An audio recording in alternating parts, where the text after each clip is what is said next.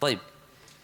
With regards to Yunus alayhi salam, when he was sent to his people and he called them towards Islam, they had the response of all the other people that came before them. They rebelled. They said, we don't want this message. They turned away from that message. And he became upset with them after a while, trying to tell them, come back. And a period of time went by, and he felt that there was no hope in calling them.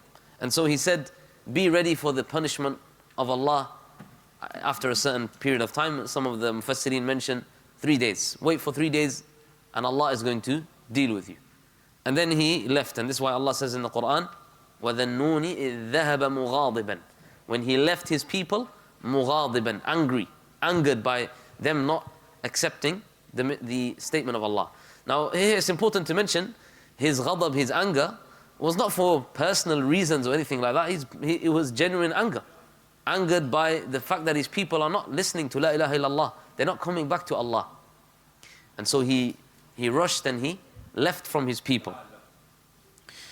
And as he left his people and he went away, and we know that obviously he went on, he embarked upon the ship, as Allah says, وَإِنَّ يُونُسَ لَمِنَ الْمُرْسَلِينَ إِذْ أَبَقَ إِلَى الْفُلْكِ الْمَشْحُونَ.